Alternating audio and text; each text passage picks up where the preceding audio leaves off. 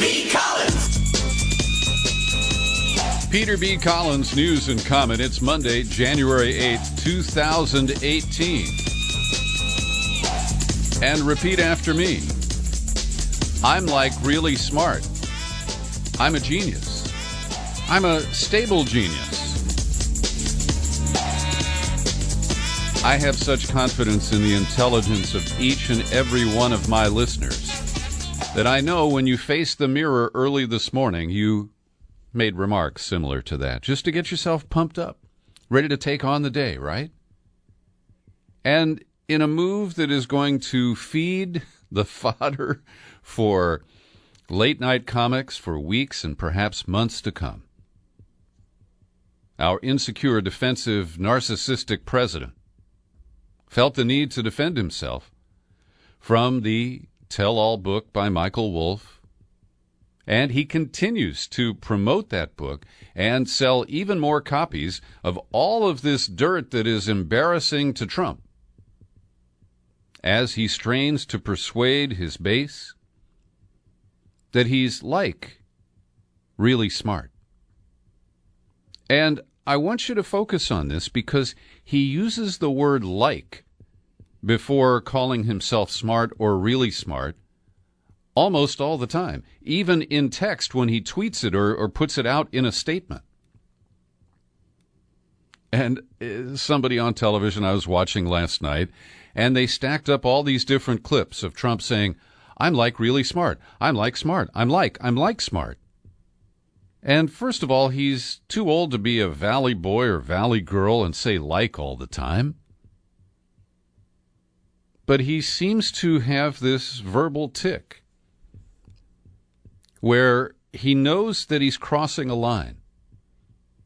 Because real geniuses never have to tell anybody they're a genius. Really smart people just let it speak for, the intelligence just gets to be there.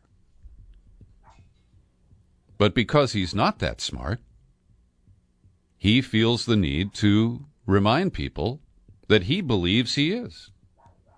And so this is just another bizarre chapter in the Trump narrative, enjoying and employing the expansive 280 character limit on Twitter these days. And by the way, Twitter has announced that it will not restrict Trump's tweeting. He's in a special category, which I think sucks, but that's what they've decided. Anyway, he tweeted, now that Russian collusion after 1 year of intense study has proven to be a total hoax on the American public, the Democrats and their lapdogs, the fake news mainstream media, are taking out the old Ronald Reagan playbook and screaming mental stability and intelligence. Now, Reagan was losing it before he left the presidency. So this is a dangerous comparison for Trump to use. But then his follow-up tweet, actually, throughout my life, my two greatest assets have been mental stability and being like really smart. And at a gathering of Republican leaders at Camp David, Trump talked to the media again, and he added that he had a high-achieving academic and career record. He raised the matter because I went to the best colleges, or college, he said. I consider it a work of fiction, the book, he said, and I consider it a disgrace. But he is just so compulsive in addressing this, and Peter Baker in the New York Times summed it up in one paragraph here. Trump's self-absorption, impulsiveness, lack of empathy, obsessive focus on slights, tenuous grasp of facts, and penchant for sometimes far-fetched conspiracy theories have generated endless op-ed columns, magazine articles, books, professional panel discussions, and cable television speculation. So Trump dispatched Chris Miller, the 32-year-old knuckle-dragging conservative advisor who has survived the purges of Priebus and Bannon. And he went toe-to-toe wrestling Jake Tapper on CNN yesterday. And it's interesting because both men came away thinking that they won this encounter. And I would argue that they both lost. Let's listen. It's only a couple of minutes long. A phenomenon was happening that you didn't see, a phenomenon was happening that the rest of the political class didn't see. All these so-called political geniuses in Washington, whether it be at the big lobbying firms or the only many of person the who's well-known called himself folks a genius Congress, in the last week is the president. But which because happens to be a true statement. Okay. A self-made billionaire who revolutionized reality TV and who has changed the course of our politics. He's watching and he's happy that you said that. But Jake, you can be condescending. I'm not being condescending. I'm trying to get to the point that Steve Bannon. You can be condescending. That was a snide remark. You're sure he's watching and he's happy. Let me tell you something. Why is your that snide? network? You can be as condescending as you want. It's part of your MO. But listen, you can have 24/7. I have no idea why you're attacking me. Well, I'll explain to you. My point is, I'll tell you why I'm attacking you. Steve Bannon, Jake, you can have a 24/7. Help push the president's travel ban. He helped pull out. I'm so glad you brought that up because that's one of the fake news items in the book. Stephen, I would happen to know better than you would, Jake, about how the travel ban was written. Steve Bannon didn't push the travel ban. If you would let me, Steve Bannon wasn't right. If you let me ask this No, question. because you get 24 hours of negative anti-Trump hysterical coverage on this network that led in recent weeks to some spectacularly embarrassing false reporting. I think the from your viewers network. right now can ascertain who's being hysterical. The viewers are entitled to have 3 months of the truth. Why don't you just give me 3 minutes to tell you the truth about Donald Trump that I know and then all of our campaign staff know? Because it's my show and I don't want to do that. So here's my question. So this sparring went on, and then Jake Tapper basically pulled the plug and kicked this Chris Miller guy, or I always have trouble with his name, is Steve Miller. He's not my favorite blues rock artist, Steve Miller, and I worked for, well, one of the people I really detested when I worked in radio was a guy named Chris Miller, and that's why I mixed the names up. But I find this exchange fascinating, and both sides, as I say, declare that they won. But Miller did get his point across. And to any skeptical viewer of CNN, to anybody who's inclined to support Trump, what Miller said is true. And that is CNN did have a colossal failure a couple of weeks ago on the issue of Don Trump Jr.'s alleged contacts with WikiLeaks, where they got the date wrong, and it made all the difference in the world. And I don't for a moment, support the bullshit that Steve Miller pumps out about Trump being a genius and all that stuff. But understand that in this divided nation, there are people who will watch this and they will see and hear what they want to see and hear. And while CNN thinks, well, this is going to stoke our ratings, we got controversy, we went toe-to-toe with the president's little defender. If the Trump-Russia narrative, as I fear, gets flushed away for lack of evidence and no smoking gun, then the media is going to be at a significant disadvantage throughout whatever remains of the Trump presidency. And this is where they have bet the ranch on Trump-Russia. And they're now moving on to Trump's mental stability, to the corruption issues, to the obstruction of justice issues. And I want to be clear here that while I think that the allegations that Russia hacked the DNC and gave the fruits of that to WikiLeaks in order to defeat Hillary Clinton, I still find that to be an unproven conspiracy theory. Trump is impeachable. There's a whole range of bases that could be used, but the Democrats aren't ready to impeach Trump. At a social event over the weekend, I asked a friend, I said, have you heard Bernie Sanders call for Trump's impeachment?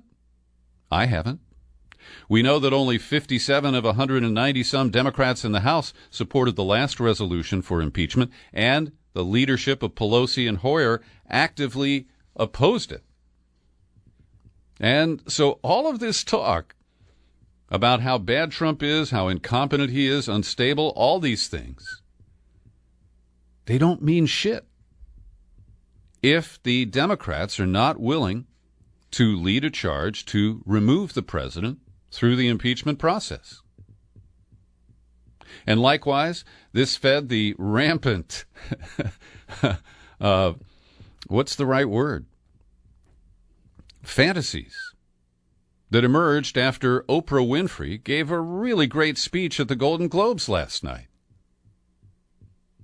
She was typically very articulate, very intelligent. I would argue that she's a stable genius. But I am not ready to see Oprah Winfrey run for president. And I chose that phrase because remember the Ready for Hillary warm-up campaign in 2015? And Seth Meyers, in his opening monologue at the Golden Globes last night, said, back in 2011, I told some jokes about our current president at the White House Correspondents' Dinner, jokes about how he was unqualified to be president. And some have said that night convinced him to run. Well, if that's true, I'd just like to say, Oprah, you will never be president.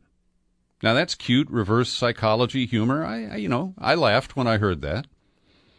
But all over my Facebook newsfeed this morning are all these people who just say, wouldn't it feel good for Oprah to be our president? Well, even my old buddy Paul Waldman, he used to work at Media Matters. He was a regular contributor to my syndicated radio show during the Bush administration. And Paul Waldman is a regular op-ed writer for the Washington Post now. And he said, after Oprah's speech, NBC tweeted nothing but respect for our future president. Well, hold on. NBC created the current president. I think they need to take a time out. Anyway, I want to commend Paul Waldman for clear thinking. His headline reads, "Get a grip, people. Oprah shouldn't run for president." And in the body, he says, if you watched her Golden Globe speech and said she should run, then the 2016 election and the first year of the Trump presidency have addled your brain. And he says it's true that Democrats have underappreciated the importance of charisma in presidential politics, but the answer to those electoral failures isn't to stop caring about substance. It's to find candidates who are both charismatic and serious, who would be able to both win and do the job once they took office. And I want to thank Lorna Garano, a friend and listener to the podcast, who dug up this from the archives back in May of 2015 at The Guardian. And it is an honest critique of Oprah Winfrey, describing her as one of the world's best neoliberal capitalist thinkers. Couple of juicy quotes. Oprah is one of a new group of elite storytellers who present practical solutions to society's problems that can be found within the logic of existing profit-driven structures of production and consumption. They promote market-based solutions to the problems of corporate power, technology, gender divides, environmental degradation, alienation, and inequality.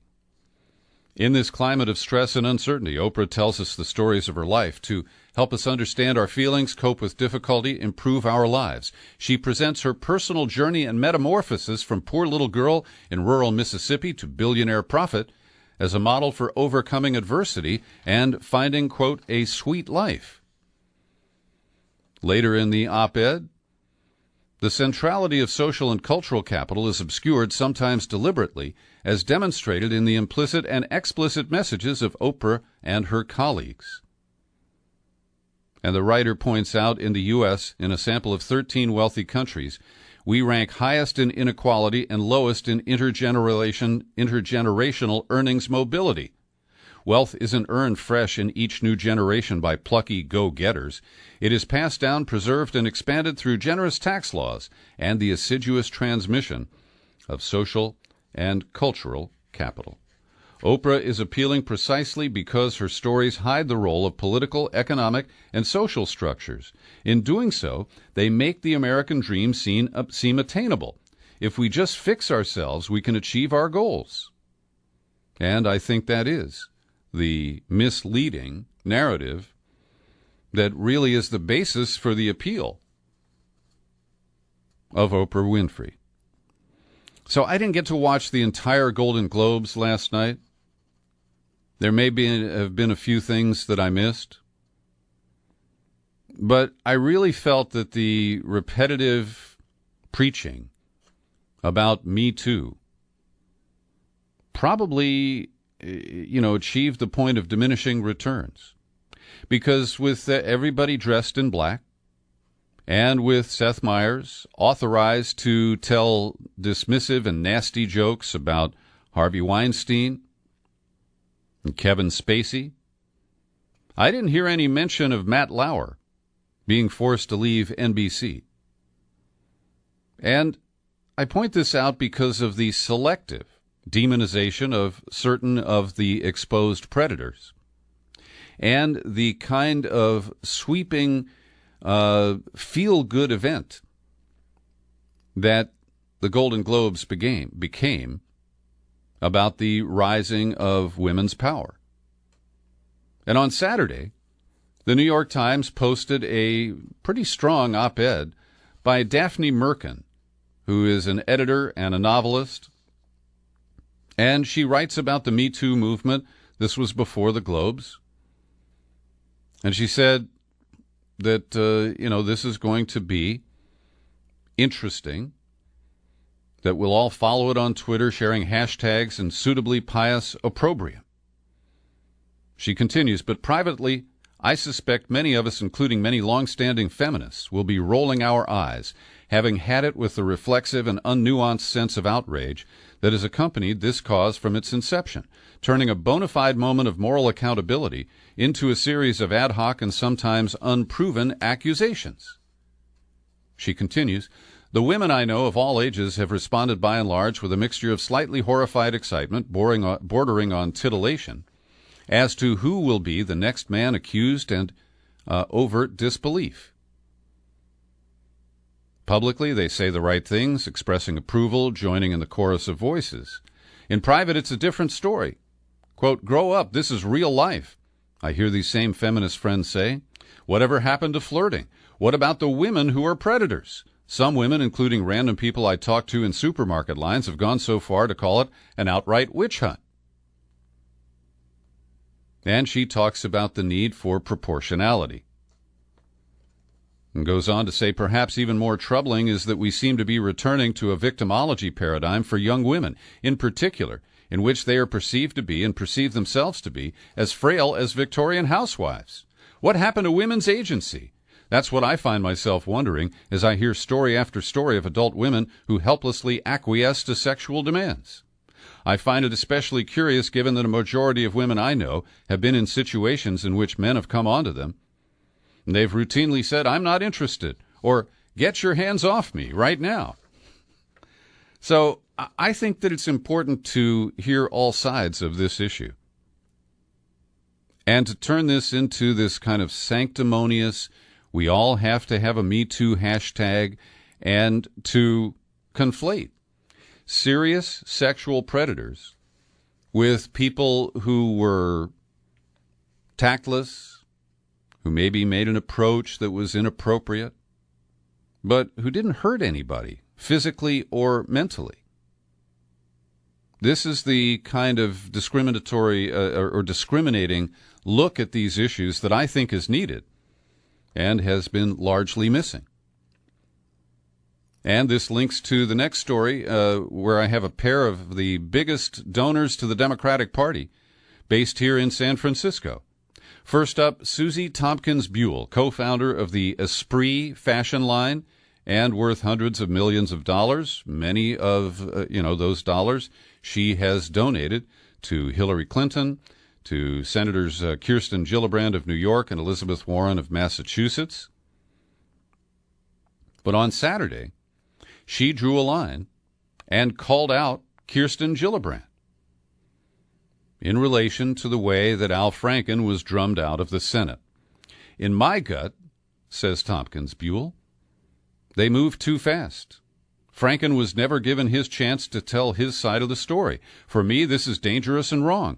I'm a big believer in helping more women into the political system, but this has given me an opportunity to rethink how I can best help my party. As for Gillibrand, unfortunately, I believe she miscalculated and has shot herself in the foot. I have supported her for many years. Will I going forward? ? To be determined, says Buell. Meanwhile, billionaire Tom Steyer, hedge fund operator, guy who has already spent $20 million on TV ads promoting impeachment, starring Tom Steyer. He's announced that he will spend another $30 million to support Democrats running in the midterm elections later this year. But he himself will not be a candidate, and that ends months of speculation. They thought he might run for governor of California in a crowded field. They thought he might challenge Dianne Feinstein for her Senate seat, and he has ended that speculation. Every day I like to pause for a second and thank the people who support my work here at the Peter B. Collins Podcast with your subscriptions.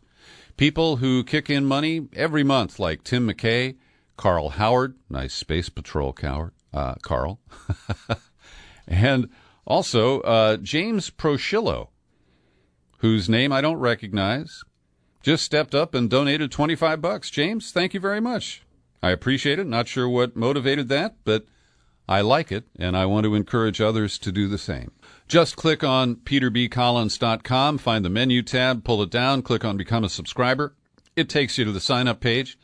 You can choose $5, $10, $20 a month, the $50 annual subscription, or you can make a one-time contribution of any amount like James Proshillo did. There is information and a PayPal button for you right there. And if you're allergic to PayPal, I understand. You can send correspondence, including check, cash, or money order, to the Peter B. Collins Show, Box 150, 660, San Rafael, California, 94915. That's Box 150, 660, San Rafael, California, 94915. Big front pager on the Sunday New York Times. U.S. miscalculated the nuclear progress of North Korea by years.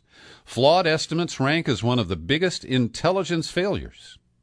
And we've had some doozies, friends.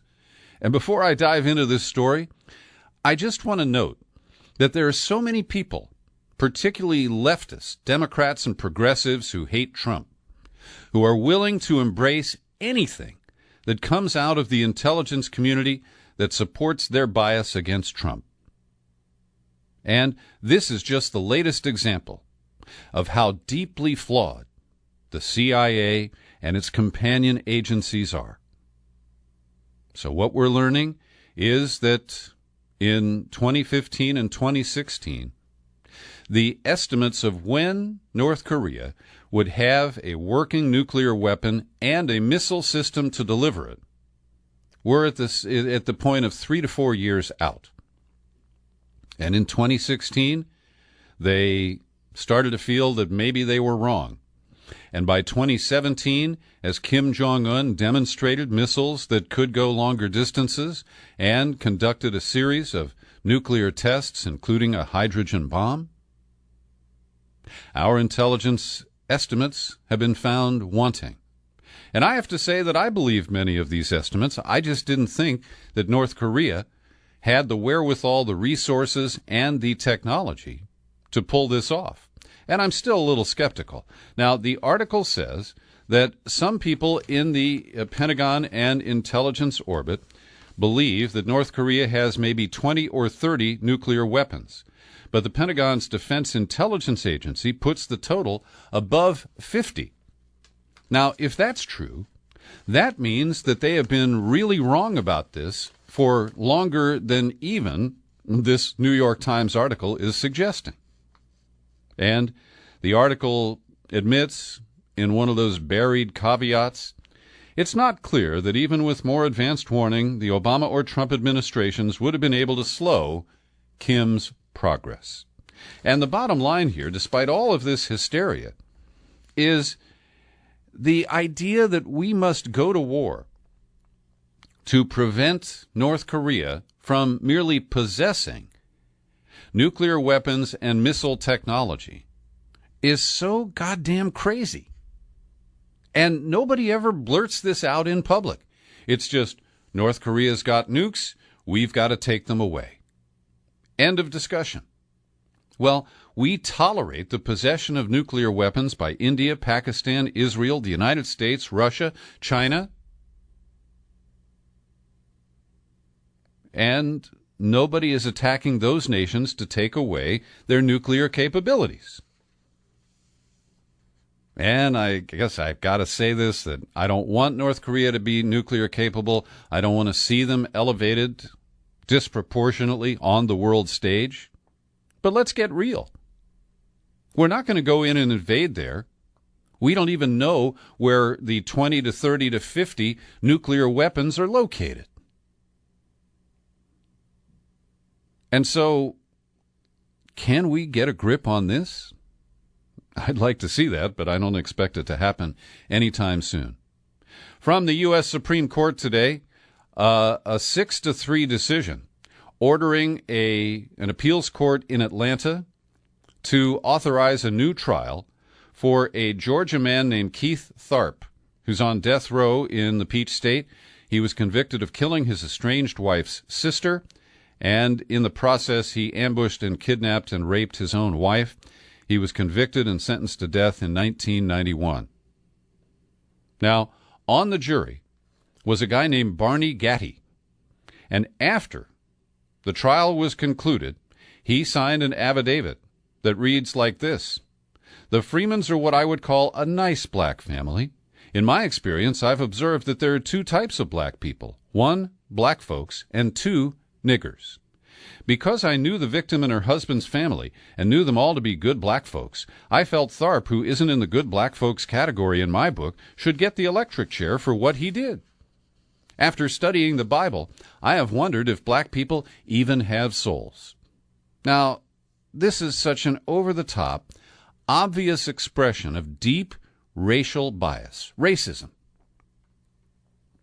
But the Court of Appeals and the trial court said that Tharp had failed to demonstrate that Barney Gatty's behavior had substantial and injurious effect or influence in determining the jury's verdict.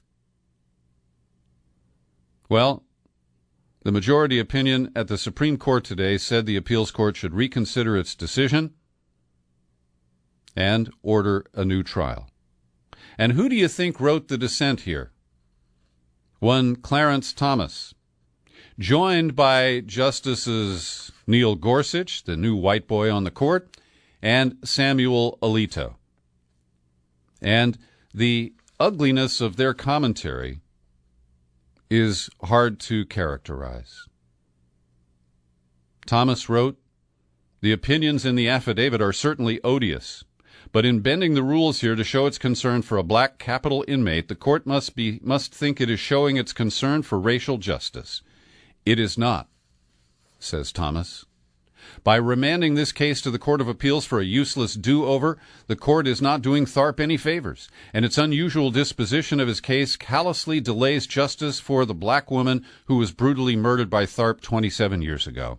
Because this court should not be in the business of ceremonial hand-wringing, I respectfully dissent." I don't have much respect for you, Clarence Thomas. The same court declined to pick up a case from Mississippi today and left that state's controversial religious freedom law in place. They denied 2 appeals from state residents and LGBTQ rights groups, and instead they allowed the lower court ruling based on the 2016 Mississippi religious freedom law to permit discrimination against LGBTQ persons based on religious beliefs. And I'm sorry, this is the Christianization of the legal system in this country. It violates the fundamental separation of church and state, in my opinion. And it elevates extreme religious practices that amount to discrimination to a protected status. And these are the same people who say that protections for LGBTQ persons create a special protected class. They are projecting their protection of religion as a special protected class onto the aspirations for an end to discrimination by LGBTQ persons. A federal judge in Las Vegas has dismissed the charges against Cliven Bundy and his sons Ammon and Ryan for the Bunkerville occupation back in 2014. They lived there, so occupation isn't right. It was a standoff with federal officers, and it's because of gross misbehavior by the prosecutors. They failed to turn over important evidence to the defense, including video taken secretly on the ranch during the standoff and evidence that FBI agents were involved in the incident. Surprise, surprise, surprise. New York Times is revealing deeper ties by Jared Kushner's family to Israeli interests. We've heard before about how certain powerful Israeli families have invested in Kushner deals, like Menorah, one of Israel's largest pension funds, has recently been exposed. It's called Menorah Mivtachim. They have made a $30 million investment into the Kushner apartment complex development near Baltimore, where it's been exposed that people are roughly treated, they're evicted for illegal reasons, and the properties are not terribly well maintained. And this follows Kushner's company taking out at least 4 loans from Israel's largest bank, which is Bank Hapoalim, and also the Kushner Family Foundation continues to donate money to a settlement group that is illegally camped out on the West Bank. Another story about Israel that caught my interest relates to Fordham University, the oldest Catholic university in New York, and it's run by the Jesuits. I mention that because I went to Jesuit schools, and I honor the values that they teach, even though I don't embrace Catholicism anymore. And it's a really ugly battle, because there's a group who has formed Students for Justice in Palestine. They want to open a chapter on the Fordham campus, and their application has been denied, and it's been dragged out over a 2-year period. And Fordham, which promotes the alleviation of poverty, the promotion of justice, the protection of human rights, speaks with a forked tongue on this issue. Because Students for Justice in Palestine support BDS, boycott, divestment, and sanction, and because extreme Zionists falsely conflate BDS with anti-Semitism, Fordham University administrators forced the Students for Justice in Palestine to really, reach a higher standard on the campus. They even invited the Jewish student organization to weigh in on whether the pro-Palestinian group should be authorized. Students were asked to seek a vote of approval from the student government, which did approve it, but nevertheless the dean rejected their application, and now they've had to go to court, and they're using Fordham's own bylaws and student handbook and mission statement to prosecute the university. It's amazing, and the bottom line is that it is an embarrassment to the Jesuits and to Christians in general. Now, the last time Trump Co. ordered a group of foreign nationals to leave the country, the Nicaraguans who had enjoyed temporary protected status were given just a couple of days and then ordered deported. So what I'm about to tell you is more reasonable. It's not as arbitrary. It's not as abrupt. It's not based on obvious hate or ethnic profiling. But nearly 200,000 people from El Salvador who've been allowed to live in the United States under the temporary protected status regulation since 2001 have been given notice that they need to go back to El Salvador by September. They can appeal for asylum status. Now, I don't support the ejection of any Salvadorans, but I want to acknowledge that this is an improvement. And I don't believe that the Trump administration arrived at this voluntarily or because they're such geniuses and stable, smart people like. But at least it's not as ugly as the previous efforts to force people to leave the country.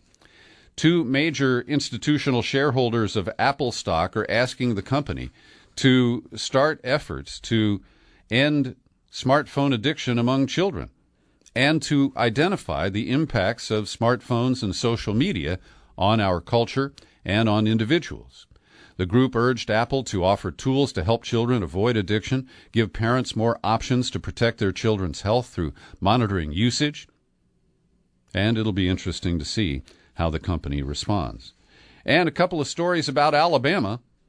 I want everybody to know that Don Siegelman's documentary, Atticus versus the Architect, The Political Assassination of Don Siegelman, is now available on Amazon, and you can rent it for a couple of bucks. Let's see. You can rent it for 99 cents. So I want to encourage you. I'm currently screening a lot of movies for, I have a vote for the SAG Awards because I'm a SAG-AFTRA member. And I saw the Siegelman documentary a couple of months ago. It was produced by Steve Wimberly. It is very well done and extremely accurate. And I hope that you will find the time to rent it for 99 cents and show it to your family and friends. There was a suspected arson incident late last week at the Alabama home of Tina Johnson. She's one of Roy Moore's accusers. Now, she, her husband, and grandson were not home at the time in Gadsden, Alabama, but neighbors say they saw a young man with a history of public intoxication walking around the house, and that same man approached a neighbor as she was getting into her car and asked if she thought Johnson's house was going to burn. So we have no direct indication that this street person has any link to Roy Moore, but I'll be content to sit back and let investigators do their job. And it's kind of a false alarm, but my news feed first thing this morning indicated that there was a fire at Trump Tower. And devilish impulses surfaced in your humble host until I learned that it was just a fire in a cooling tower. And firefighters put it out without great incident. 3 firefighters suffered minor injuries. Oh. Thanks for listening to my News and Comment podcast, delivered free every day and delivered on YouTube. I'm Peter B. Happy trails to you until we meet again. Happy trails.